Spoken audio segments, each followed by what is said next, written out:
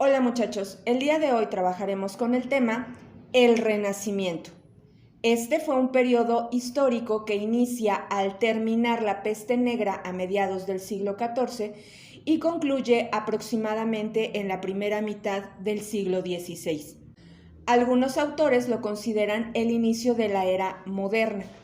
Este fue un periodo histórico hacia la secularización por medio de la promoción del pensamiento científico y humanístico, además de la proliferación en el arte y la literatura de la época. Pero ¿cuáles fueron las características más importantes del Renacimiento? Veamos.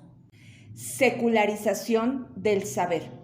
Esta es la principal característica del Renacimiento y radica en el impulso de la secularización de la sociedad.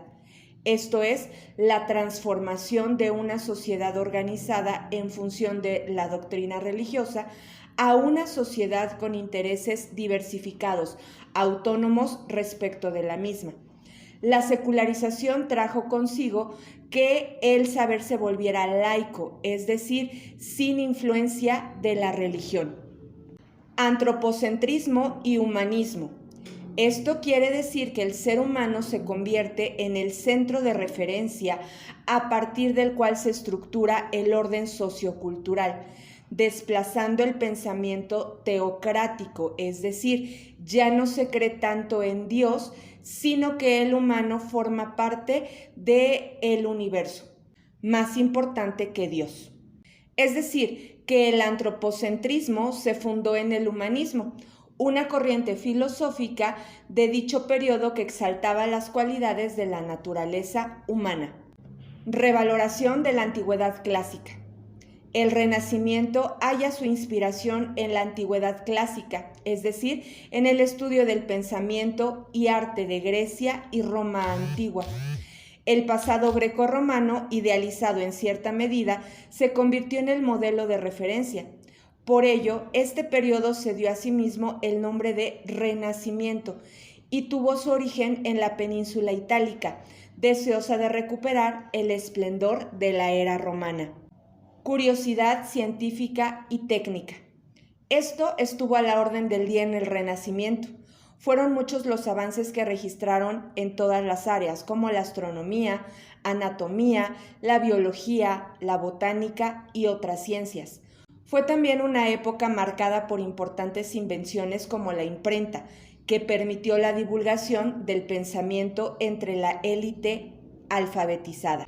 Estudio de la naturaleza en las artes. La curiosidad se expresó con especial énfasis en el estudio de la naturaleza, que implicaba retirar el velo del misterio que el medievo traía. Ahora bien, las artes se vieron tocadas por ese espíritu y se descubrieron nuevas técnicas implicadas en el arte, como el claroscuro, una perspectiva llamada lineal o punto de fuga y el estudio de la anatomía. Crecimiento de las ciudades. El crecimiento de las ciudades ya había iniciado desde el final de la Edad Media, cuando el excedente de la producción agrícola, junto con otros factores, estimuló el comercio y la formación de burgos, donde se establecieron mercados. En el Renacimiento, las ciudades alcanzaron mayor auge y se impusieron como centros de referencia. De hecho, en Italia la organización sociopolítica se realizó a través de las polis, es decir, ciudades-estado que competían entre ellas, tales como Florencia, Roma y Nápoles. Florecimiento artístico y literario. El Renacimiento fue, ante todo, una época de gran florecimiento cultural bajo esquemas de mayor libertad compositiva, estética y sobre todo temática. A lo largo de este periodo hubo un gran desarrollo de diversas artes como la literatura, la arquitectura, la escultura y la pintura. Esta última, de hecho, fue particularmente importante debido a la aparición de la técnica del óleo, que permitió independizar la pintura de los soportes fijos o muros, favoreciendo así el coleccionismo. Dentro de los autores más importantes de esta época podemos mencionar a Sandro Botticelli, con sus obras El nacimiento de Venus, La primavera, Venus y Marte, La adoración de los magos, entre otros. Leonardo da Vinci, la Gioconda o Mona Lisa, la Última Cena, la Virgen de las Rocas y otras más. Rafael Sanzio, la Escuela de Atenas, los Desposorios de la Virgen, la Madonna Sixtina. Donatello, el David, María Magdalena y algunas más. Miguel Ángel Buonarroti, la bóveda de la Capilla Sixtina, la Piedad y algunas otras.